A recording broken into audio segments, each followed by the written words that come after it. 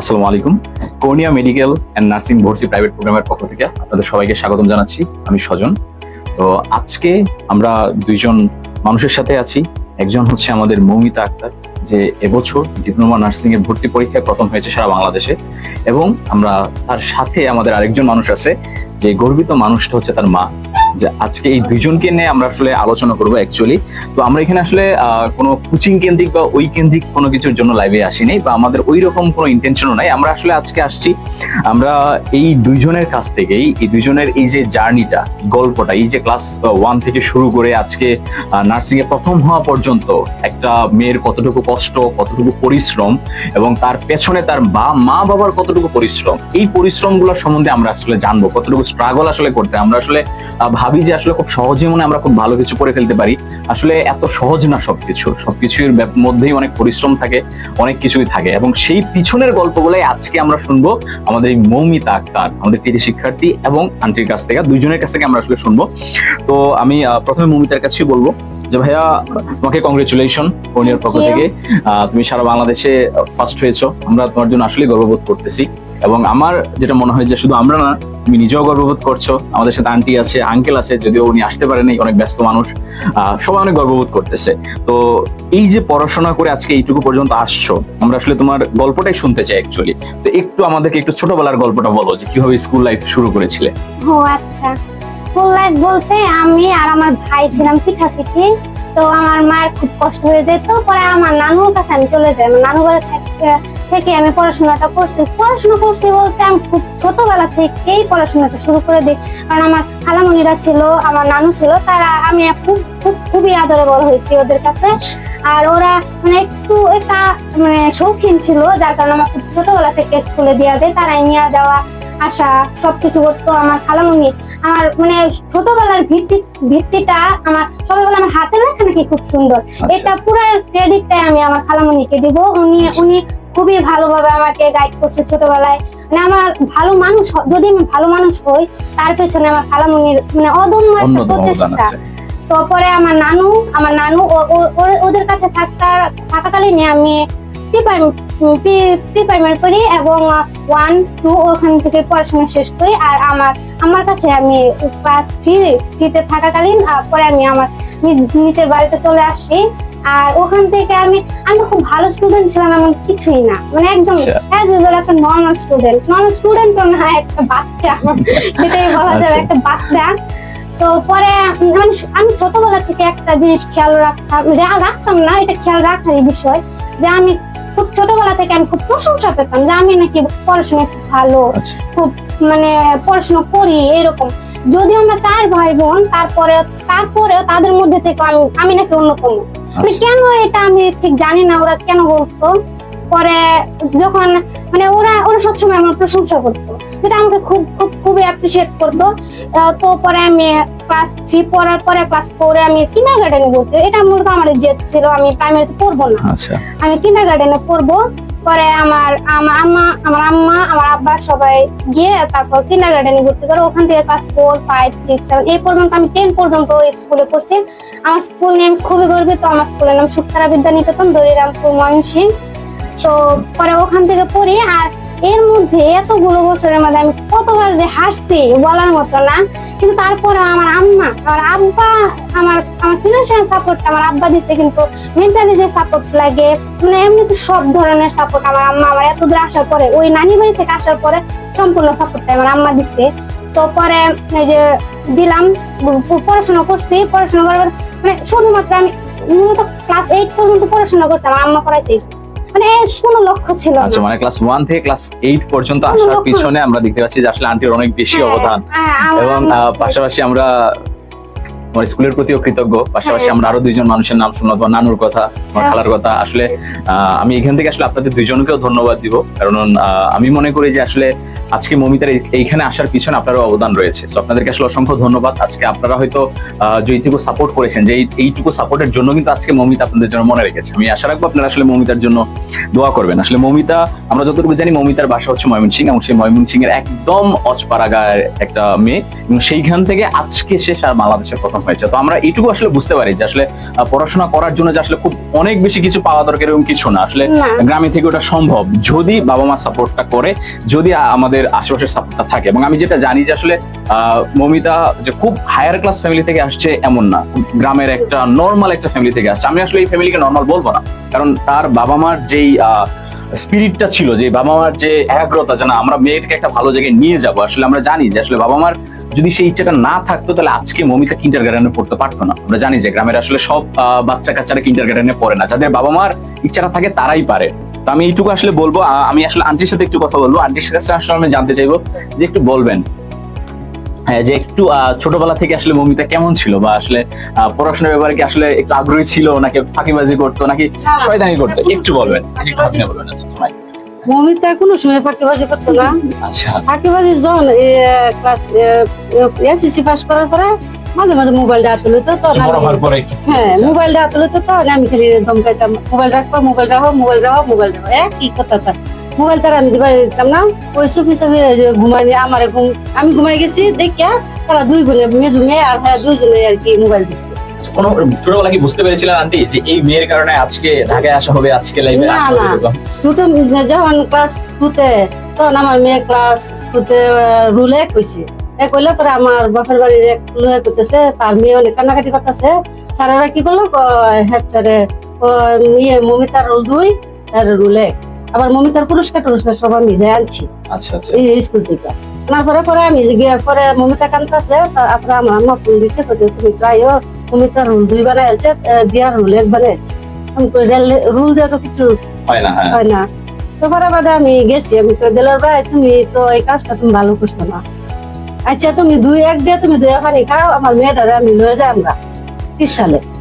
পরে বাদে স্যারে গেলাম, স্যারেরা কই কি কোনো সমস্যা নাই, কাজটি তুমি চুপ করে থাকো, কারণ আমার এলাকার স্কুল। আচ্ছা পরিচয় ছিল।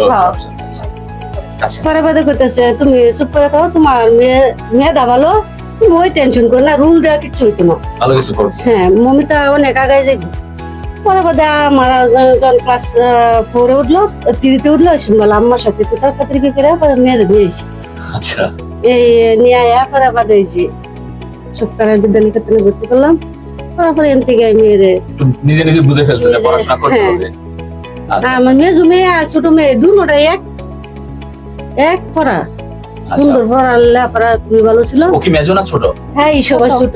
ছোট। আচ্ছা মেজুটা দীর্ঘি সেকেন্ড ইয়ারে এবার, আর বড় মেয়ে ইন্টার পাস করে বিয়ে দিয়ে দিছি, নাতি হয়ে গেছে অ্যাকচুয়ালি। আচ্ছা ইনশাআল্লাহ ভালো কিছু করেছে। হ্যাঁ 17 মাস নাতির বয়স। আচ্ছা ছেলে দোয়া রইলো ইনশাআল্লাহ। হ্যাঁ। আচ্ছা থ্যাংক ইউ আন্টি, আপনাকে আসলে ধন্যবাদ। আমরা আসলে দোয়া রাখি আপনার মেজো ভাইয়ের জন্য এবং বড় ভাইয়ের জন্য, অবশ্যই আমরা আশা রাখি যে আসলে সবাই ভালো কিছু করবে। তো আসলে মমিতার এখানে আসার পিছনে আমি আঙ্কেলকে একটু মনে করতে চাই। আঙ্কেল আমাদের মধ্যে অনুপস্থিত। আসলে আঙ্কেল মাথার ঘাম পায়ে ফেলে পরিশ্রম করছে দেখে আসলে আজকে আসলাম। সাইকেলের মধ্যে একটা খাঁচা বাঁধে এলাকা সহ ঘুরে ঘুরে মুরগি কিনে। আচ্ছা তো আমরা যেটা শুনতেছি আন্টির কাছ থেকে, আসলে মমিতার আব্বা হচ্ছে সাইকেলে করে হচ্ছে মুরগি বিক্রি করে। তো আসলে এটা আমরা যারা বাজারে বিক্রি করে মুরগি কিনে নিয়ে এসে বাজারে বিক্রি করে, তো আমরা আসলে গ্রামে যারা থাকি আমরা আসলে এটা জানি যে এটা আসলে আরামের কাজ না, এটা আসলে অনেক কষ্টের কাজ। পরিশ্রম করে, তো সেই মানুষটা আসলে অনেক কষ্ট করেছে, অনেক পরিশ্রম করেছে। তো আমি আসলে মনে করি যে আসলে ওই মানুষটা যদি আজকে পিছনে না থাকতো তাহলে হচ্ছে আজকে মমিতা হয়তো এইটুকু পর্যন্ত আসতে পারতো না। তো মমিতা তুমি আসলে তোমার বাবার জন্য একটু 1 মিনিট কিছু বলো আসলে। আমার বাবার জন্য 1 মিনিট বললে শেষ হবে না। আচ্ছা হবেই একটু বেশি না। বলো, সমস্যা নেই। না মানে আমি যখন খুব ছোট তখন থেকে আমি আমার আব্বাকে দেখি মুরগির ব্যবসাতে। তো পরে আমি আমার বড় যারা আমার দাদি আছে তাদের কাছ থেকে জানতে পারি, আমার আম্মা বলছে যে আমার আব্বার মানে আমার আব্বুর পুরো ফ্যামিলি আমার আব্বা নিজেই চালাচ্ছে, খুব ছোটবেলা থেকে উনি কাজ করেন। তো মানে দাদা কথা বলতে পারতাম না। হ্যাঁ পরে আমার আব্বা মানে সম্পূর্ণ ফ্যামিলি দেখছে।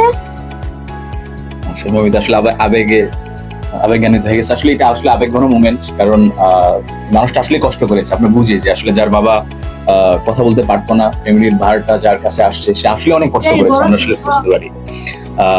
আমরা অবশ্যই আসলে আঙ্কেলকে আসলে ধন্যবাদ জানাইতে পারি, আমরা আসলে আঙ্কেলের জন্য আসলে মন থেকে দোয়া করতে পারি। আমরা এইটুকু বলতে পারি যে আঙ্কেল আপনি আসলে প্রাউড ফাদার, আপনি আসলে জীবনে স্ট্রাগল করেছেন, আসলে আজকে আপনার মেয়ে আমাদের সামনে বসে আপনার কথা বলতেছে, আপনার কথা মনে করতেছে। আমি জানি না আপনি এখন কোথায় আছেন, আমি আশা রাখবো আপনি আপনাদের ভিডিওটা দেখবেন, আপনি দেখবেন যে আসলে আপনার মেয়ে আসলে আপনার প্রতি অনেক কৃতজ্ঞ।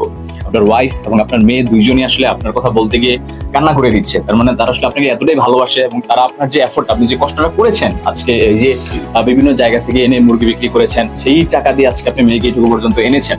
তো আসলে সেই জন্য আপনার ওয়াইফ এবং আপনার হচ্ছে মেয়ে দুইজনে আপনার প্রতি অনেক আসলে কৃতজ্ঞ। আসলে আমরাও আপনার প্রতি আসলে অনেক কৃতজ্ঞ। আমরা আসলে বলার ভাষা পাচ্ছি না যে আপনার জন্য আমরা আসলে কতটুকু কি বলবো। আসলে অনেক অনেক ধন্যবাদ আঙ্কেল, আমাদের পক্ষ থেকে, সবার পক্ষ থেকে আসলে।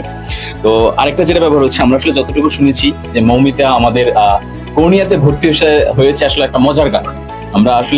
আমরা কর্নিয়া আসলে কতটুকু করতে পারি গ্রাম পর্যায়ে, আমরা কতটুকু পৌঁছাইতে পারছি আমরা আসলে জানি না।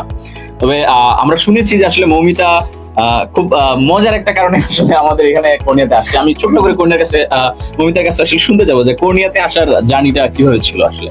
মানে কর্নিয়াতে আসার জার্নিটা ওইটার আগে আরেকটা কাহিনী হলো যে মানে আমি পড়াশোনা তো করতাম না, তো ক্লাস 8-এ আমি খুব আশাবাদী ছিলাম যে আমার একটা ভালো রেজাল্ট হবে। কিন্তু পরীক্ষার হলে ওই যে কালসাপ নামক কিছু বান্ধবী থাকে, মানে তাদের কথা না বললেই না, এত পরিমাণে অকৃতজ্ঞ। তো তাদের মানে পরীক্ষার হলে আমি বুঝে গেছিলাম এসব বান্ধবীদের কিছু হবে না, তারা হেল্প করতেছিল না। আচ্ছা, করতেছিল না, অনেক মানে কিছু একটা হয়েছিল। আচ্ছা যাই হোক, পরে আমার খুবই রাগ উঠছে। আর পরে এসএসসি লেভেলে আমি পুরো অসামাজিক একটা মানুষ ছিলাম। সেটা বলছে না যে মানুষ থাকে যারা হয় সামাজিক, না হলে সে শয়তান পশু। হ্যাঁ, তো আমি একরকম মানে অসামাজিকই হয়ে গেছিলাম। আমার কোনো ফ্রেন্ড আমি রাখি নাই। তো এসএসসি তো খুব মানে ডেডিকেশন আর মানে একটা মেধা, একটা পরিশ্রম, সবকিছু মিলে আমার আব্বা আম্মার পরিশ্রম সবকিছু দিয়ে আমি ভালো রেজাল্ট করি। ভালো রেজাল্ট করার পরে ভালো রেজাল্ট বলতে একটা জিপিএ 5 পাই, আর ওইটা ছিল আমার জন্য একটা খুব বড় একটা পাওয়া। আর পরে ইন্টারমিডিয়েটের জন্য আমি ময়মনসিংহের মধ্যে আমার এমন একটা র্যাঙ্ক আসছিল, আলহামদুলিল্লাহ আমি আমার বাবার কাছে কৃতজ্ঞ যে এমন একটা রেজাল্ট আসছিল ময়মনসিংহের যে কোনো কলেজ আমাকে নিতে বাধ্য। পরে কিন্তু আজ আমার আব্বা খুবই বুঝতে পারতেছেন, আমার আব্বার অনেক প্রেশার করে যাবে ময়মনসিংহে একটা ভালো কলেজে যাওয়া আসা, যাতায়াত খরচ সবকিছু মিলে একটা অনেক বেশি অ্যামাউন্ট পড়ে যায় আমার পড়াশোনার উপর। পরে আমি চিন্তা করলাম না, কলেজটা কোনো ফ্যাক্ট না, রেজাল্টটা ফ্যাক্ট, আর আমি কি করলাম এটা ফ্যাক্ট। তো পরে আমার আম্মা বলছিল যা মানে কি গিয়ে একটা ভালো কলেজে পড়তে। পরে আমি মানে আমার রেজাল্ট আছে, আমি আমার বিশালে পড়বো। পরে আমি সরকারি নজরুল কলেজ, আমার স্বপ্নের কলেজ বলতে পারে, এখনকার স্বপ্নের কলেজ, আমার ভালোবাসার কলেজ, সরকারি নজরুল কলেজ থেকে আমি পড়াশোনা করি। আর ওইখানেও আমি আমার টিচার মানে একদম কলেজের টিচাররা খুব বেশি আন্তরিক হয় বলে এমন দেখা যায় না, কিন্তু আমি ওনাদের কাছ থেকে যথেষ্ট পরিমাণে ভালোবাসা পাইছি, মানে এফোর্ট পাইছি। তো পরে এইভাবে আমি ইন্টারমিডিয়েট পাস করার পরে আবারও একটা ভালো রেজাল্ট, পরে আরেকটা জিপিএ 5 পাই। পরে আমি ইন্টারমিডিয়েট মূলত আমার নার্সিংটা মানে আসার প্রদীপ জ্বালে ওই এসএসসি লেভেল থেকে। পরে ইন্টারমিডিয়েটে আমি ডেডিকেট হই যে না, আমি ভার্সিটিতে পড়বো না, ভার্সিটির নামে অ্যাডমিশনও করবো না, কিছু করবো না, আমি নার্সিং এই পড়বো। তো পরে আমি আমার আম্মার সাথে পরীক্ষা দিতে যাই, যে ইন্টারমিডিয়েট সকল পরীক্ষাগুলো যেগুলো হয়েছে। তো পরীক্ষা দেওয়ার সময় আমি আমার আম্মারে বলছি যে আম্মা, যতগুলো লিফলেট দিবে তুমি সবগুলো লিফলেট কালেক্ট করবা। তো পরে আমার আম্মা তো কালেক্ট করছে, মানে আমিও কালেক্ট করছি, মানে পরীক্ষা দিয়ে বের হয়েছি আর লিফলেট কালেক্ট করছি। মানে অনেকগুলো লিফলেট কালেক্ট করার পরে তো যে যাই হোক একটা কারণে পরীক্ষা স্থগিত হয়ে যায়, কিন্তু আমি পরীক্ষা দিছিলাম ঠিক এটা। পরে লিফলেট গুলো আমি একদিন যাচাই করতেছি যে কোনটা ভালো হবে। পরে আমার 2টা কোচিং এর নাম আর কি আসে, গার্ডিয়ান আর কর্নিয়া। পরে একটা জিনিস দেখলাম, গার্ডিয়ানের মধ্যে নাকি সবচেয়ে তাদেরটা দেখলাম, পরে কর্নিয়ার মধ্যে দেখলাম। তো কর্নিয়া ভর্তি হওয়ার মূলত একটাই কারণ, একটু লোভ জাগছিল যে আমি দেখছি যে গত 3 বছর ধরে কর্নিয়া থেকে ফার্স্ট হয়। তো আমার মনের মধ্যে একটা আশা ডাকছিল যে যেহেতু আমি কলেজ টপারদের মধ্যে একজন, তো আমি কেন একটা মানে তখন তো নার্সিং একটা নর্মাল আমার কাছে নর্মাল মনে হয়েছে, যেমন একটা পাবলিক ইউনিভার্সিটি কিন্তু অনেক বড় একটা প্ল্যাটফর্ম, ওই হিসেবে আমার কাছে তখন মনে হয়েছে যে খুব একটা নর্মাল বিষয়। তো আমি চিন্তা করছিলাম যে সবাই কেউ না কেউ তো ফার্স্ট হচ্ছে, আর আমার মূলত এই ফার্স্টের লোকটা আসছিল যে আমার নীলফামারী থেকে আমার বড় আপু যিনি ফার্স্ট হয়েছেন, ওনার একটা মানে সাক্ষাৎকারে আমি দেখছিলাম যে চাই যে আয় আল্লাহ একটা পাহাড়ি অঞ্চল থেকে মানে First হয়ে গেছে, first top হয়ে হয়ে গেছে। গেছে। আমি তো সমতলে থাকি, এটা কেন আমার হবে দ্বারা না? সম্ভব। আমার দ্বারা সম্ভব। পরে ওই একটা লোক যাচ্ছে যে না আমিও ফার্স্ট হতেই পারি। আচ্ছা। পরে ওই দিন রাতে আমি প্রায় মাত্র আধা ঘন্টা আমি আমার আব্বা আম্মার সাথে কথা বলি যে আমি কর্নিয়াতেই ভর্তি হবো। আর সরাসরি আমি মেইন ব্রাঞ্চে যে মাসুদ স্যারের কাছে কল দিই। আর কল দেওয়ার পরে উনার সাথে কথা বলে আমার আম্মা। আর উনি যে আমি যেহেতু ময়মনসিংহে একটা ব্রাঞ্চ আছে, ময়মনসিংহ নতুন বাজার শাখা কৃষি ব্যাংকের 3 তলা, ওখানে পরে আমার আম্মা কথা বলে। আর পরের দিনই উইদাউট এনি কি বলে ক্লাস জাজ, তো পরে আমি পরের দিনে গিয়া ভর্তি হয়ে যাই। মানে এমনিতে তো পরবর্তীতে আমি দেখছি আমার অনেক ফ্রেন্ডরা কি করছে, তারা যাচাই করছে যে যাই এই কোচিং যায় ওই কোচিং যায়, আমি এরকম কিছুই করি না। আমি ভরসা ছিল কর্নিয়ার উপর। হ্যাঁ, ভরসা ওই একটা জায়গায় ভরসা ছিল যে না। পরে আমি মানে পরের দিনই যে আমি ভর্তি হই আর পরে রেগুলার ক্লাস করা শুরু করি। আর মানে ক্লাস পরীক্ষা সবগুলোতে দেখা যায় তো কি ক্লাসগুলো আমি খুবই, হ্যাঁ আমার আম্মা খুব এই বিষয়টা খুবই খেয়াল রাখতো, আমার খাতা দেখতো। আর আলহামদুলিল্লাহ আমি কোচিং এ যতগুলা ক্লাস টেস্ট হইতো, মেমোরাইজিং টেস্ট, রিভিশন টেস্ট, সবগুলোর খাতা আমার দেখাইতাম। আর দেখা যায় তো কি মানে সবগুলোর মধ্যে আশানুরূপ রেজাল্ট। যেমন যেহেতু কোচিং এর একটা বর্তমানে যে আমরা পরীক্ষাটা দিছি এটা বিগত বছরের তুলনায় অনেক মানে প্রশ্নটা তুলনামূলক হার্ডই ছিল। তো ওইটা বাদ দিয়া কিন্তু আমি কোচিং এ যে নর্মাল প্রশ্নগুলো দিয়ে পরীক্ষা দিতাম, আলহামদুলিল্লাহ আমার 90 প্লাস থাকতো। আর হাইয়েস্ট ছিল আমার 99 ছিল। একবার পরীক্ষা দিছিলাম 99 ছিল। পরে আমার আম্মা খুব খুশি হইতো, কিন্তু কখনো বলে নাই যে আমি খুশি, বুঝায় নাই যে খুশি হইতেছি। কখনো আচ্ছা, বলে নাই। পরে এই যে এভাবে 7-8 মাস পড়ার পরে নিজে বুঝলাম যে কনফিডেন্স আসছে যে না Confidence আমি আসছে। পারবো, যেহেতু প্রত্যেক হ্যাঁ, পরীক্ষায় আর ওই যে একটা ভালোবাসা থেকেই পরে পরীক্ষা দিলাম আর এই যে রেজাল্ট। আলহামদুলিল্লাহ। আসলে আমরা একটা জিনিস জানলাম যে আসলে মৌমিতার প্রথমে কর্নিয়ার দিকে বা কর্নিয়াতে আসার মেন কারণটা ছিল সে যখন দেখছে যে আসলে আমাদের ভর্তি ফিটা একটু কম, এবং আমাদের এই ভর্তি ফি কম রাখার জন্য আসলে আমাদের অনেক কথা শুনতে হয়। আচ্ছা। আচ্ছা স্যার, এবং স্যারের সাথে যখন আন্টি কথা বলেছে আমাদের মাসুদ স্যার, তো স্যার আরো যথেষ্ট স্যাক্রিফাইস করেছে। এবং আসলে আমাদের এই কম ফি নিয়ে আসলে অনেক জায়গায় শুনতে হয় যে আমরা মনে হয় কম ফি নেই, কেন কম ফি নেই, বা আমরা এত কম ফিতে মনে হয় না ভরসা করা যায়, ভরসা করা যায়। পরে ছাড় দিছিল আমারে, দিছিল আর কি, যাক আলহামদুলিল্লাহ।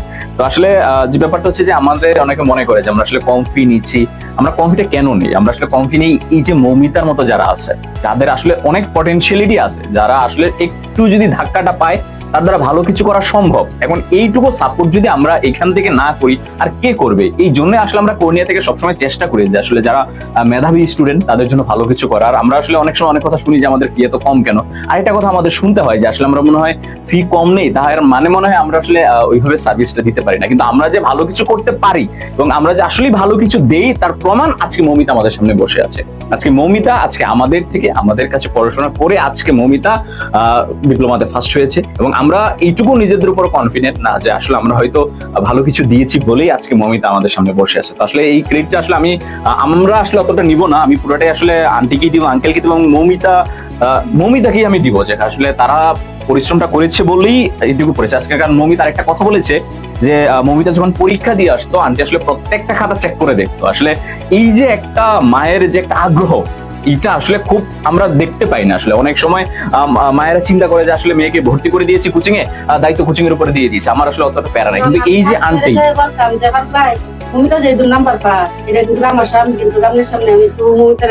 আচ্ছা, এই যে আন্টি হচ্ছে কোচিং এ পর্যন্ত যাইতো, কোচিং এ গিয়ে কথা বলতো যে আসলে মৌমিতা যে নাম্বার আমাকে জানাবেন। এই যে আন্টির একটা স্পিরিট, আসলে আন্টিকে আমি আসলে শুধু মা হিসেবে বলবো না, আন্টি আসলে একটা যোদ্ধা। আন্টি কেন যোদ্ধা তার পিছনে আরেকটা গল্প আছে। আন্টি আমরা যতটুকু জেনেছি যে আন্টি মৌমিতার সাথে একসাথে এসএসসি পরীক্ষা দিয়েছে। আসলে একটা মায়ের কতটুকু পড়াশোনার প্রতি 4.96 আগ্রহ থাকলে, এবং ওনার রেজাল্ট ছিল 4.96, তার মানে 0.4 এর জন্য তার এই প্লাসটা আসে নাই। এখন একটা মায়ের পড়াশোনার প্রতি কতটুকু আগ্রহ থাকলে আসলে সেই মাটা যে মেয়ের সাথে আসলে পরীক্ষা দিয়েছে এবং মেয়ে তাকে পড়াইছে। আচ্ছা, এইটুকু তো আমরা বুঝতে পারি যে আসলে আন্টির আসলে পড়াশোনার ব্যাপারে আসলে কতটুকু আগ্রহ। আসলে আমি আন্টির কাছ থেকে এই গল্পটা একটু আন্টির কাছ থেকে আমি শুনতে চাইবো, আসলে আন্টির আসলে এই ইচ্ছাটা কিভাবে জাগলো যে না আমি আসলে মেয়ের সাথে পরীক্ষা দিব। মেয়ের সাথে পরীক্ষা দেওয়ার কারণ আমি তো পৌরসভার কাউন্সিল সংরক্ষিত, আচ্ছা কাউন্সিল দুইবার পরে বাদে আমার মেয়র সাহেব বললো কি আসলে তুমি ই করো, ক্লাস 9-এ ভর্তি হয়ে যাও।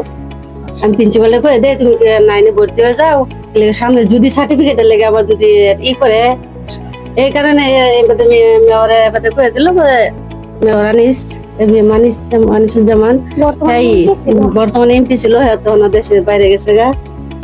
সে আমি আর 4-5-6 দুইজন কমিশনার আমরা ছিলাম, এই দুইজনকে ভর্তি করে দিছি। আমি কিন্তু আবার আমার বিয়ের আগে কিন্তু আমি পরীক্ষার্থী ছিলাম, পরীক্ষার্থী ছিলাম, তখন বিয়ে হয়ে গেলে পরে আমার আর পরীক্ষা দেওয়া হয় নাই। তখন আমার ওই সময় থেকে আমার মনটা কষ্ট লাগতো যে মেয়ে করে পড়াইতেছি, আমি পারতাম পরীক্ষা দিয়ে আমার একটা সার্টিফিকেট হইতো। তখন বাদে পরীক্ষার ফল যায় আশেপাশে ছেলে মেয়ে করে কইতাম তুমি আমার আব্বা লাগো, তুমি আমার আম্মা লাগো, তোমরা আমার একটা সার্টিফিকেটের দরকার, তোমরা আমার একটু হেল্প করো। এভাবে বলে বলে আর কি হ্যাঁ সবার সাথে মিশা এই আমি এই কারণে লেগাম। আসলে আন্টি একজন যোদ্ধা। আন্টি ক্লাসটা পরীক্ষা দিয়ে মেয়ের সাথে পাস করেছে, আসলে এটা আমাদের জন্য গর্বের, মমিতার জন্য গর্বের। আচ্ছা, তো আমি আসলে মমিতা কাছে জানতে চাই, মমিতা কোনিয়াতে প্রথমে এসে বলছে যে একটু লোভে পড়ে এসে কোনিয়াতে আসছে, দেখছে যে আসলে আমাদের এখানে ফিটা কম। তো আমি এটুকু মমির কাছে জিজ্ঞেস করলাম, তুমি তো আসলে আরো আশাবাদী, কোনিয়া থেকে আরো আশাবাদী করব ইনশাআল্লাহ। হ্যাঁ, তো এই যে তুমি আসলে আসছিলা যে একটু কম ফিতে আসছি, যে না কোনিয়াতে ভর্তি হয়েছি, ভর্তি হওয়ার পর কি একবারও মনে হয়েছে যে না আমি আসলে কম ফিতে ভর্তি, আমি মনে হয় ভুল করে ফেলেছি, এরকম কখনো মনে হয়েছে? কম ফিতে আনলা না, এটা তো একটা ভালো বিষয়, সৌভাগ্যের বিষয়। সৌভাগ্যের বিষয় ছিল কম ফিতে ভর্তি হতে পারছে, এত ভালো একটা। আচ্ছা, থ্যাংক ইউ ভাইয়া। আরেকটা ব্যাপার হচ্ছে এই যে আমাদের যে ক্লাসগুলো ছিল, তুমি রেগুলার ক্লাস করেছো, আমি নিজে ইংলিশ ক্লাস নিয়েছি, তুমি আমার ক্লাসও করেছো, তো একটু বলো যে আসলে আমাদের ক্লাসগুলো কেমন ছিল আসলে। আপনাদের মানে আমি অফলাইন ক্লাসগুলো একটু পরে বলি, অনলাইন ক্লাসগুলো যারা সবাই স্যারদের চিনেন তাদের কথাই বলি। শুরু থেকেই শুরু করতে হবে, প্রথমেই বলতে হবে মোহিত স্যারের কথা। বাংলার জন্য হাইবে মানে ওনার ক্লাসে আমি কি পড়ছি আল্লাহই জানে, কিন্তু উনি মারাত্মক একটা ভালো পড়াইছেন। মানে প্রায় 1 ঘন্টা মোহিত স্যার আসলে অনেক মজা করে পড়ায়, 1 ঘন্টার ক্লাস করাইছে, কিন্তু উনি খুবই ভালোভাবে পড়াইছে। আর যেহেতু মজার ক্লাসগুলো করতে খুবই ভালো লাগতো, বোরিং লাগতো না, বোরিং লাগে না কখনো। আর ওই যে আমি যখন মেসে ছিলাম তখন আমার ফ্রেন্ডরা বলতো এদেরকে আর ক্লাস করো, এত হাসা এই লোকটাই, এইটা বলতো। মানে আসলে হাসতে হাসতেও যে পড়াশোনা করা যায়, শিখা যায়, এটা আসলে আমাদের মোহিত স্যার শিখাইছে। আর দ্বিতীয়ত যদি বলি আমি ইংলিশ ক্লাস, আমি লাস্ট ক্লাসটা আপনার মানে পরীক্ষার আগের দিন, লিটারেচারের একটা ক্লাস ছিল, ওই ক্লাসটা আমি আপনার করছি। আর গণিতের জন্য শামীম স্যার আমাদের শামীম স্যার, হ্যাঁ বেস্ট। আর যদি বলি আমি জিকের ক্লাসগুলো করছি বলতে, আমি জিকের ক্লাসগুলো অর্ণব স্যারের ক্লাসগুলো করছি। আর ওই যে কি নাম নাসির স্যারের ক্লাসগুলো আমি করছি। নাসির স্যার খুবই ভালো পড়ায়, আর অর্ণব স্যারের কথা তো আমি নাই বললাম, উনি খুবই ভালো পড়ায়, সবাই খুব ভালো পড়ায়। আর যদি অফলাইন ক্লাসের কথা বলি, আমি আমার টিচারদেরকে একদম সন্তুষ্ট। মানে বাংলার জন্য সৌরভ স্যার ছিল, ইংলিশের জন্য ফয়সাল স্যার, আর ম্যাথের জন্য ছিল পিয়াস স্যার, আর জিকের জন্য ছিল আমাদের জুবাইর মাহদি, আর জেনারেল সায়েন্স বিজ্ঞানের জন্য ছিল মনির স্যার। ওনারা খুবই ভালো পড়াইছে, আর তারা অনেক আশাবাদী ছিল। আমার অফলাইনের টিচাররা আমার অনেক গর্ব করতো, ভালো কিছু করবে। হ্যাঁ, ভালো কিছু। মানে আমার সৌরভ স্যার যিনি বাংলা পড়াইতেন, উনি বলতেন তুমি এত ভালো স্টুডেন্ট, তুমি নার্সিং এ কেন আসছো? মানে উনি মাঝে মাঝে বিরক্ত হয়ে বলতেন তুমি এত ভালো স্টুডেন্ট, তুমি নার্সিং এ আসছো। উনি আর বিজ্ঞান স্যার যিনি মনির স্যার, উনি বলতেন যে আচ্ছা তুমি এত ডিপলি কেন পড়তে চাও? আমার ডিপলি পড়া খুব ভালো লাগে, আর বিজ্ঞান সম্পর্কে আমার একটু জানার আগ্রহ একটু বেশি ছিল। পরে উনি বলতো যে এত লাগে না, তুমি দেখো। কিন্তু আমার কিউরিওসিটি দেখে উনি পড়াতে বাধ্য, উনি বাধ্য ছিলেন। আর উনিও খুব গাইড করছেন, আমার খুব মানে অ্যাপ্রিশিয়েট করছেন আমার টিচাররা। না আমি তাদের প্রতি কি কৃতজ্ঞ, আমার রব, আমার আল্লাহ। তারপরে আমার আমার আব্বা আম্মার কথা তো আমি নাই বললাম, মানে এটা আমরা জানছি। আমার আব্বা ফিনান্সিয়াল সাপোর্ট পুরাটাই সারা জীবন আমার, আর আমার আম্মা আমার ছোট থেকে এই পর্যন্ত, মানে মাঝে মাঝে মনে হয়তো পড়াশোনাটা আমি নিজের জন্য করতেছি, কিন্তু না, অ্যাডমিশন টাইমে এসে বুঝছি না আমার বাবা মার জন্য আব্বা করতেছে। আম্মা আছে, আমার মা আছে, আমার আব্বু যেমন তেমন আমার মা আছে, আমার একটা সাফল্য আমি তাদেরকে কি দিতে পারছি, তারা আমার ছোট থেকে বড় করছে, জন্ম দেওয়া থেকে শুরু করে সবকিছু করছে, আমি তারা তো আমার কাছে খুব বেশি কিছু চায় না। তো আমি মানে এটা মাথা রাখছি যে না, তারা তো খুব বেশি না, তারা আমার সাধ্যের মধ্যেই কিছু চাইছে।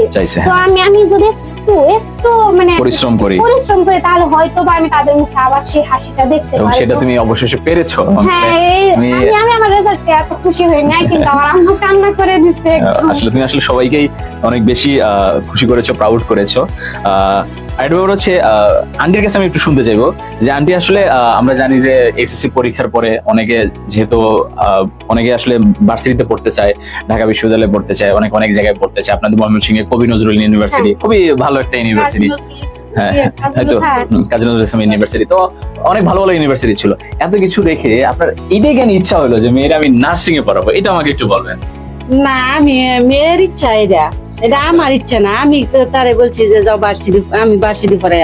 আচ্ছা, পরে মেয়ে বলছে যে আম্মা আমি কোনো ভার্সিটি আমি লেখাপড়া করতাম না, ভার্সিটি অনেক ছেলেরা থাকে, অনেক মেয়েরা থাকে, উশৃঙ্খল। আমি ওই জায়গায় আমি তাইলে লেখাপড়া একবার বন্ধ করে দিতাম, তবু আমি এই ভার্সিটি পড়তাম না। তোমার এত বড় ইচ্ছা, তুমি যে তুমি ছেলেঘর সাথে তুমি পড়াইবার চাও, আচ্ছা, আচ্ছা। ছেলেঘর হলে তুমি থাকবার পাও, পড়াইবার দেখো আমি নার্সিং এ পড়াম। এই বুঝতে পারছি আসলে আমাদের মমিতা শুধুমাত্র ট্যালেন্টেড তা না, মমিতা আসলে ম্যাচিউরড, মমিতা আসলে বুঝতো আসলে কোনটা তার দরকার, তার আসলে কি করা উচিত। এই যে আসলে বুঝতে পারাটা, এটা আসলে অনেকে আসলে বুঝে না, বা সে বুঝতে পারার পেছনে তার এইটুকু সাহস ছিল যে আমি যেটা চাই আমার বাবা মা আমাকে সাপোর্ট করবে আসলে। তো এই সাপোর্টটা আসলে সে পেয়েছে, যে আজকে মমিতা এই পর্যন্ত আসছে ইনশাল্লাহ। তো আমরা আসলে মমিতার প্রতি অনেক বেশি কৃতজ্ঞ, আঙ্কেল আন্টির প্রতি অনেক বেশি কৃতজ্ঞ আসলে। পাশাপাশি আমরা হচ্ছে আমাদের ময়মনসিংহ কর্নিয়া ব্রাঞ্চের যারা অফলাইনে ক্লাস নিয়েছেন যে স্যারগুলা, তাদের কাছে আমরা আসলে অনেক বেশি কৃতজ্ঞ। আসলে আপনারা এফোর্ট দিয়েছেন, আপনাদের এফোর্টটা না থাকলে হয়তো আজকে আমরা এখানে বসতে পারতাম না, আজকে হয়তো মমিতা কে নিয়ে আমাদের লাইভ করার সাহস হতো না। তো আপনাদের কাছে অনেক থ্যাংক ইউ, আমাদের কর্নিয়া ময়মনসিংহ ব্রাঞ্চ। অবশ্যই এখন লাস্ট আমরা আসলে মমিতার কাছে একটু শুনতে চাইবো, যখন রেজাল্টটা পাইলা, এই যে এত কিছু, এত পরিশ্রম, এত কষ্ট, এত ত্যাগ, এত তিতিক্ষা, সবকিছুর পরে যখন রেজাল্টটা পেয়েছো, তখন অনুভূতিটা কেমন ছিল? মানে আমি পরীক্ষা দেওয়ার পর সত্যি কথা বলতে আমি যে খুব ভালো পরীক্ষা দিছি এমন কিছুই না, মানে অ্যাজ ইউজুয়াল একটা নর্মাল পরীক্ষাই দিছি, যে সবাই দিতেছে আমিও দিতেছি, এরকম একটা পরীক্ষা। তো পরীক্ষা দেওয়ার সময় মানে একটা স্টুডেন্ট কিন্তু অবশ্যই বুঝতে পারবে যে সে কেমন পরীক্ষা দিয়েছে, তার রেজাল্ট কেমন হইতে পারে, এটা অবশ্যই বুঝতে পারবে যে পড়াশোনা করছে। তো আমি পড়াশোনা করছি, তো আমি পরীক্ষার হলের মধ্যে বুঝে পাচ্ছি যে আমি শামীম স্যারের সাথে কথা বলছিলাম। তো উনি বলতেছেন যদি তোমার দেখো যে প্রথম চান্সে 60 আপ হয়ে যায়, মানে তুমি 60 আপ আঁকা ফেলছো, তার মানে তুমি আশা রাখতে পারো পরের গুলা তুমি মানে না চান্স তোমার একটু আশা রাখা যায়। তো আমি মানে একটু আমি পরীক্ষার হলে আঁকানোর পরে দেখা যায় কি আমি গুনি যে আমার কয়টা হয়েছে। হ্যাঁ, মানে ওই যে একটু সাহস, পরে দেখি না আমার 70 হয়ে গেছে। ওরে আলহামদুলিল্লাহ, 70 হয়ে গেছে। তো পরে আমি বুঝলাম যে না, যেহেতু 70 হয়েছে তার মানে আমি আশা রাখতেই পারি। তো পরে ওই মানে 1 ঘন্টা সময় যে কেমনে যায় আল্লাহ, মানে ঘড়ির দিকে তাকাইলে দেখি 5 মিনিট নেই, 10 মিনিট নাই। তো অনেক তাড়াতাড়ি সময় চলে গেল। হ্যাঁ, মানে পরে পরীক্ষা দিয়ে বের হয়েছি, বের হওয়ার পর মানে এটা কি অ্যাক্সিডেন্টলি না কোইন্সিডেন্টলি আমি জানি না, আমার হলের মধ্যে আমার এক ফ্রেন্ড পড়ে যায়, কিন্তু আমি তারে ডাকি দেই নাই। আমি ডাক দিছি ওএমআর দেওয়ার পরে, তারে ডাক দিছি। পরে বের হওয়ার সময় ও বলতেছে যে তোমার পরীক্ষা কেমন হয়েছে? পরে আমি বলতেছি ভালো হয় নাই। পরে বলতেছে যে ভালো হয় না কেন? পরে আমি বলতেছি যে না, ভালো হয় নাই মানে এটা না যে আমি চান্স পাবো না, আমি চান্স পাবো কিন্তু ঢাকাতে আসবে না। আমার আম্মার অনেক শখ, আমার অনেক ইচ্ছা যে আমি ঢাকাতে পড়বো। আমার ভাই ঢাকা ভার্সিটিতে পড়ে, মানে জ্যাঠাতো ভাই, তো অনেক ইচ্ছা যে ঢাকাতে পড়বো। আমার ফ্রেন্ড ঢাকাতে পড়ছে, চান্স পেয়েছে, তো অনেক ইচ্ছা যে ঢাকাতে পড়বো মেয়ে। তো পরে আমি আমার ফ্রেন্ডে বলতেছি যে আমি তো পরীক্ষা দিছি কিন্তু ঢাকাতে মনে হয় না, যেহেতু আমি 70 পড়ছে, তার প্রশ্ন দেখে আমি বুঝতে পারছি যে হার্ড হয়েছে। তো পরে বের হয়ে আমি আমার আম্মার মুখে দিকে তাকিয়ে ঘাড় কি পরিমাণে গরম গেছে। মানে আমি আমার আম্মার একটা কথাই বলছি, আম্মা টেনশন করো না, চান্স হবে কিন্তু হয়তো ঢাকাতে হবে না। তো বাড়িতে চলে আসার পরে আমার বোনরা ছিল, আমার বোনদেরও বলতেছি যে হয়তো ঢাকাতে হবে না। তো ঢাকাতে হবে না, মানে পুরাটা দিন টেনশন যে না প্রশ্নটা মিলে, যেহেতু প্রশ্ন দেয় না এটা আরো বেশি রাগ উঠছে, কেন প্রশ্ন দেয় না, কেন দিলে তো তাহলে মিলাইতে পারতাম। হ্যাঁ মিলাইতে পারতাম। আইসে আমি আগে প্রশ্ন দেখছি, মানে আসার পরে যেহেতু ময়মনসিংহ ত্রিশাল আসাটা অনেকটা টাইমই, তো অতক্ষণে প্রশ্নটা ছেড়ে দিয়েছে কিন্তু উত্তর ছাড়েনি। পরে প্রশ্নটা এসে আমি দেখলাম যে আমি মনে আছে নাকি আমি কোনটা কি দাগাইছি, হ্যাঁ মনে আছে না। পরে আমি দেখলাম আমি আমার বোনের সাথে নিয়ে, আমার মেজ বোনের সাথে নিয়ে দেখতেছি যে কোনটা আঁকাইছি। আঁকানোর পরে দেখলাম যে না আমার সবগুলো মনে আছে। পরে শামীম স্যারের কাছে আবার নক দিই যে শামীম স্যার আমি রেজাল্ট কখন পাবো, মানে এইগুলো কারেকশনটা কখন পাবো। পরে বলতেছে তুমি একটু অপেক্ষা করো, বিকালের দিতে পাওয়া যাবা। তো বিকালের আগে আলহামদুলিল্লাহ স্যার পাঠিয়ে দেওয়ার পরে কি হয় আমি গুনি তাড়াতাড়ি, আমার হার্টবিট একদম মানে কয়টা হয়েছে এরকম করতে করতে মানে দুইটা উত্তর পাঠায়, একটার মধ্যে দেখা যায় 83, একটার মধ্যে 82। আলহামদুলিল্লাহ আমি চিন্তা করি যে 80+ তার মানে চান্স হবে, 80+, আমি 80 ধরছি, 83 এগুলো ধরি নাই, 80+ তার মানে চান্স হবে। তাড়াতাড়ি আবার শামীম স্যারের কাছে যাই, জিজ্ঞেস করে স্যার প্রশ্নটা অনেক হার্ড হয়েছে। স্যার বলতেছে যে বিগত বছরে এই ধরনের প্রশ্ন হয় নাই। তো পরে স্যারই বলতেছে তুমি একটু আশা রাখো, যদি তোমার 60 এই প্রশ্ন দিয়ে যদি 60+ হয় তাহলে তুমি আশা রাখতে পারো। পরে স্যারে অবশ্য পোস্ট করছে, আমার এই কথাগুলোই পোস্ট করছে। পরে আমি বলছি 60+, মানে আমি অবাক হয়ে গেছি, মানে তাচ্ছিল্য স্বরে দেখছি যে হাই আমার তো 80+ হয়ে গেছে, আমার 60+ মাত্র, তাহলে আশা রাখা যাবে। পরে পরীক্ষা দিয়ে আসার পরে আমি রাত্রে নামাজ পড়ছি, নামাজ পড়ে ঘুম হয় না, মানে পরীক্ষা দিয়ে আসার ঘুম হয় না। তারপরে আবার 3টার সময় উঠছি, তাহাজ্জুদ করছি। পাইচারি আমার আব্বা মা টেনশন করে, সবাই টেনশন করে, খালি পাইচারি করতেছে, ঘুম আসে না। ঘুম না আসলে অনেক রাতটা শেষ করছি। পরের দিন দিয়ে শুনতেছি যে রেজাল্ট দিবে সকালে দিবে, মানে পরের দিন 12টার সময় রেজাল্ট দিবে। মানে আমার অনেক ঘুম পাইছিল, এতদিন ক্লান্ত আমি অনেক ক্লান্ত ছিলাম। পরের দিন আমি প্রায় 11টার পরে জানতে পারি, মানে এত অপেক্ষার পরেও জানতে পারি রেজাল্ট আজকে দিবেন। হ্যাঁ অনেক আমি বিরক্ত হয়ে আসলে খুব কষ্টকর। আমার আম্মা চিন্তা করতেছে, আমার আম্মা বারে জিজ্ঞেস করে কিরে মমিতা রেজাল্ট দিছে? আমি বলি না আম্মা দিছে না। পরে 11টা যখন বাজে গেছে তখন শামীম স্যার বলতেছে মমিতা রেজাল্ট তো কালকে দিবে। আমি রাগে আমি বলি আমার সব গেল, আমার ঘুমো গেল, আমার সব গেল, আমার সব হয়ে গেল, এগুলো বলতেছে, রাগ করতেছি। তো পরের পুরাটা দিনই সকালে দিবে অপেক্ষা, দুপুরে দিবে, বিকালে দিবে, রাত্রে দেয় নাই। পরে রাত্রে বলা হয় যে না রেজাল্ট দিয়ে দিবে, রাত্রে দিয়েই দিবে। তো পরে আমার এক স্যার, আমার প্রাইভেট পড়াইতো ইন্টারমিডিয়েটে, উনি খুবই ভালো। পরে উনি বলতেছেন যে মমিতা কল দিছে, উনি যেচেই কল দিছে, বলতেছে মমিতা তোমার রেজাল্ট দিছে, তোমার রেজাল্ট কি আসছে? পরে আমি বলছি স্যার রেজাল্ট দিয়া দিছে। পরে হ্যাঁ আমার তো স্টুডেন্ট বললো। পরে আমি তাড়াতাড়ি করে ওই যে কি একটা প্রবলেম, বৃষ্টি ছিল ওই দিন, কারেন্ট ছিল না, ওয়াইফাই ছিল না, ফোনের মধ্যে এমবি ছিল না, আমি কেমনে রেজাল্টটা দেখবো? আমি আমারও তো মানে ডাক জোরে ডাকতেছে, আম্মা রেজাল্ট দিছে, আসো তাড়াতাড়ি আগে রেজাল্ট দেখি। পরে কোথাও মানে দুনিয়াটাই আমার কাছে অন্ধকার লাগতেছে যে তো আমি রেজাল্ট দেখতে পারতেছি না। পরে আমার এক মামার কাছে যাই, ওনার কাছে গিয়ে আমি, ওনার ফোনে এমবি ছিল, তো ওনার কাছে গিয়ে আমি আমার ভুল দিই, মানে প্রায় 2 ঘন্টা ট্রাই করার পরেও দেখি শুধু ইনভ্যালিড রোল আসে। ভয় পাইছিল তখন? আমি ভয় পাইছি বলতে আমি বলি যে এমন কেন হয়ে গেল। আমি কয়েকবার ইউটিউবে দেখছি কেমনে রেজাল্ট, আমি জানি কেমনে রেজাল্ট বের করতে, তারপর আমি ইউটিউবে কয়েকবারই দেখছি, দেখি এমনি, কিন্তু তারপর আমার রেজাল্ট আসে না। রেজাল্ট না আসার পরে অনেক ট্রাই করার পরে আমি একদম বিরক্ত, মানে পরে আমার আব্বারে বাজারে ফোন দিছি, আমি মার্কশিট তুলবাম যে আব্বা তুমি কম্পিউটার দোকানে গিয়ে, আমার আব্বা তো আগেই বলা হয়েছে আমার আব্বা পড়াশোনা করে না, কিন্তু উনি আমার পড়াশোনা, আমার সবার পড়াশোনার পিছনে উনি অনেক সম্মান করে, হ্যাঁ আর সবকিছু করছে। উনি গেছে, উনি প্রায় 1 ঘন্টা ট্রাই করছে কম্পিউটার কাছে, ট্রাই করার পরে রেজাল্ট আসে না, মার্কশিট তোলা যায় না। উনি কম্পিউটার দোকানের লোকেরা কি করছে, এডমিট ধরাই দিয়ে আব্বারে পাঠাই দিছে। আচ্ছা বুঝতে পারে না, আচ্ছা এডমিট ধরায় পাঠাই দিছে। এটা হয়, হ্যাঁ। পরে পাঠিয়ে দেওয়ার পরে আমি মানে রাগে ঘুমায় যাবো, আমি আর রেজাল্ট দেখবো না, আমার পুরো পরিবার সজাগ, আমি ঘুমাই। আমি পুরো ঘুমাই গেছি, আমার রাগ উঠছে, আমি ঘুমাই গেছি। ঘুমায় যাওয়ার পরে আমার আম্মা আব্বা কেউ ঘুমায় না ওই দিন রাত্রে, আমার বোনেরা কেউ ঘুমায় না, আমার ভাই আবার সবাই টেনশন করতেছে। আমার ভাই আবার আমাকে একটু মজা করে, ও বলে, তুই মনে হয় নাই তোর, তার জন্যই তোর রেজাল্ট আসে না। মানে এই জন্য আমার আম্মার মনের মধ্যে কোনার মধ্যে একটাই আসলে হয়তো বা হয় নাই, এই জন্যই রেজাল্ট আসতেছে।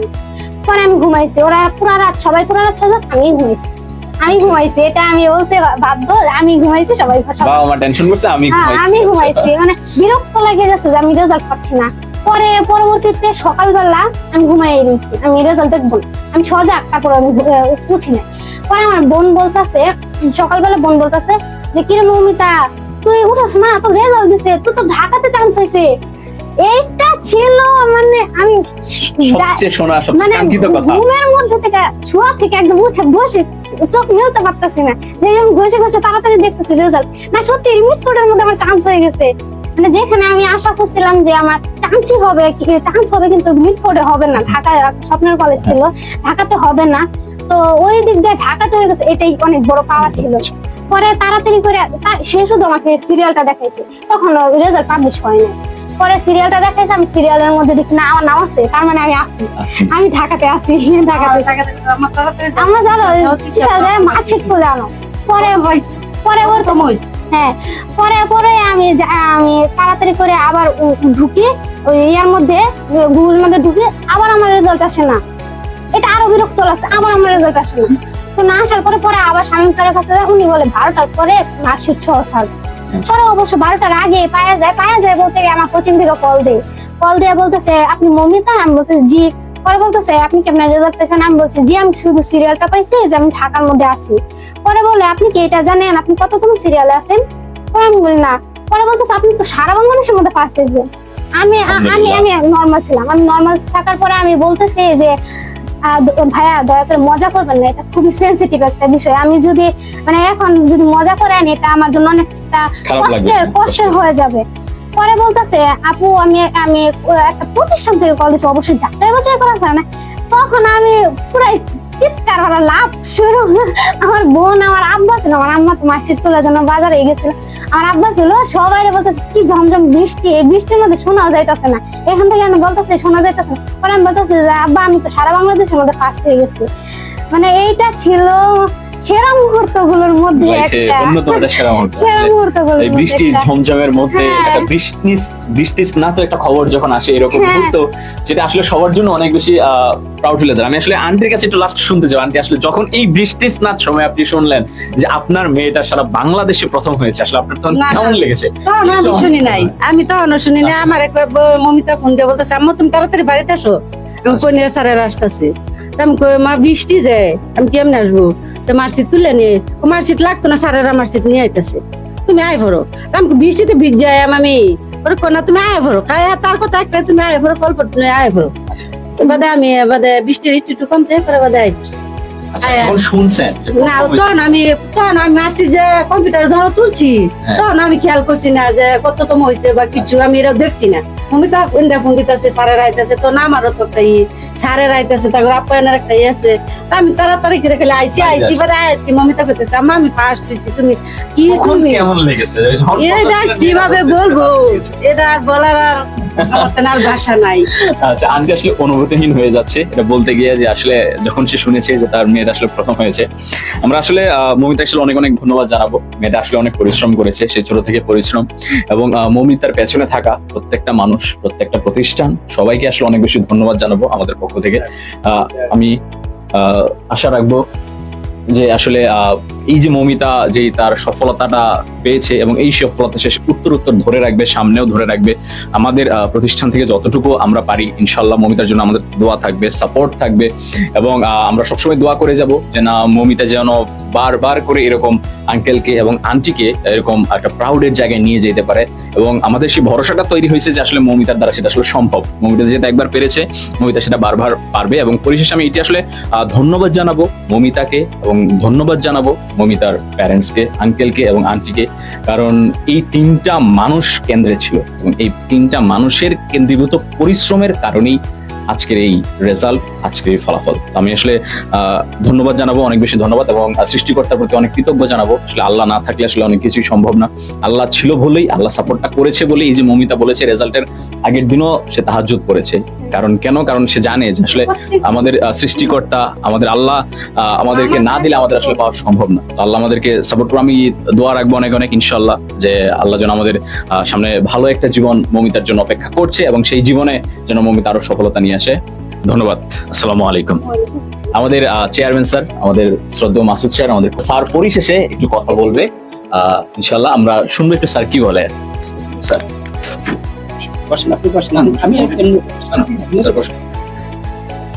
আসসালামু আলাইকুম। মমিতার জন্য অনেক অনেক দোয়া ও শুভকামনা। আশা করি মমিতা এতটুকু পথ যেভাবে আসছে, সামনের পথগুলো আরো সুন্দর সাবলীল ভাবে চলতে পারে, ভালো কিছু করতে পারে। তো মমিতার জন্য সবচেয়ে বড় সারপ্রাইজ হলো আগামী সেশন থেকে মমিতা আমার এখানে টিচার হিসাবে থাকবে ইনশাআল্লাহ। যারা পরবর্তীতে আসবে মমিতার মতো ফার্স্ট হবে, তারা অন্তত মমিতার ক্লাস করে যাতে সেও পাস হতে পারে, এরকম সুন্দর গল্প যাতে বলতে পারে, এই কামনা করলাম মমিতার কাছ থেকে। মমিতা ক্লাস নিতে প্রস্তুত তো? আমি আমার পুরাটা দেওয়ার চেষ্টা করবো, যাতে আমি যতটা মানে বুঝতে পারছি যে পড়াশোনাটা কি জিনিস, আমি যাতে আমার জুনিয়র যারা আছে তাদেরকে আরো ভালোভাবে বোঝাইতে পারি যে পড়াশোনাটা খুব প্যারার কোনো বিষয় না। এর মধ্যে একটু ভালোবাসা মিশাইলেই হয়ে যাবে, একটু দায়িত্ববোধ, তাহলেই হয়ে যাবে। তুমি যেই রকম ভালোবাসা পেয়েছো টিচারদের কাছ থেকে, সেই ভালোবাসাটাও তাদেরকে দিবা। না, আমি বলতেই চাই যে আমার এই রেজাল্টের পিছনে অবশ্যই আমার রবের দয়া। আমি মানে আমার সৃষ্টিকর্তা, আমার আল্লাহ ছাড়া তো এটা অসম্ভবই না। তো এরপরে আমি আমার আব্বা আম্মা বাদে আমার পরিশ্রমের পিছনে আমার টিচার, আমি ওনাদের উল্লেখ করা শুরু করলে শেষ হবে না। মানে আমার টিচারদের অবদান অনেক বেশি। যদি তা আমি মনে করি যে একটা স্টুডেন্টের পেছনে তার মেধা সকলেরই সমান, কিন্তু তার ভালো একটা সাফল্যের পেছনে সবচেয়ে বড় অবদান বাবা মার পরে যে রাখে সেটা হলো টিচার।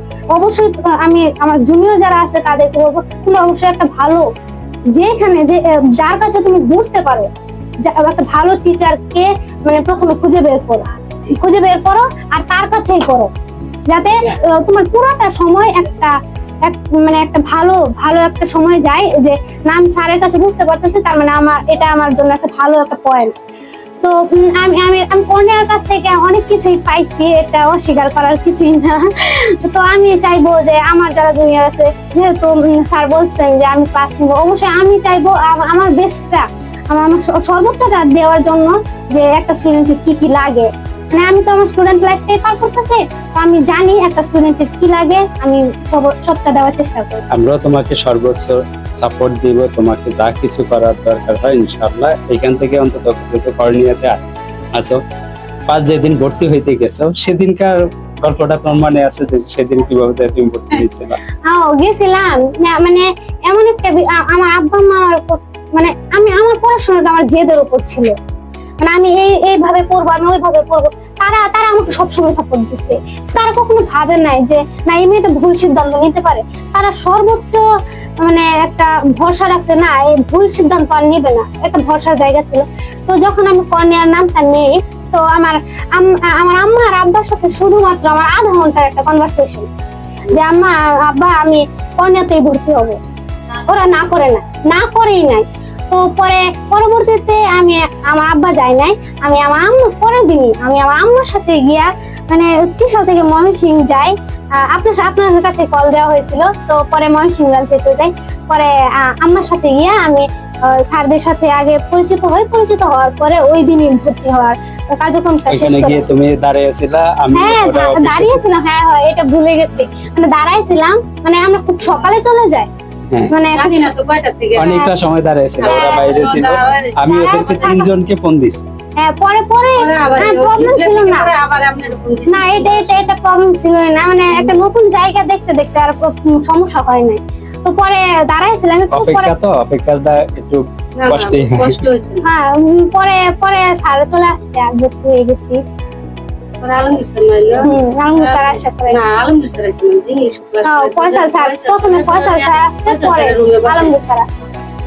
অসংখ্য ধন্যবাদ মমিতাকে এবং আন্টিকে। আন্টি মমিতার সাথে যে সঙ্গ দিয়েছে। আঙ্কেল তো আসে না, আঙ্কেল আসলে আরো বেশি খুশি হতাম, আঙ্কেলকে নিয়ে আসতেন। আমরা আজকে এই পর্যন্তই। সবার কাছে দোয়া কামনা করে মমিতার জন্য, মমিতা যাতে ভালো কিছু করতে পারে। আল্লাহ হাফেজ। আসসালামু আলাইকুম।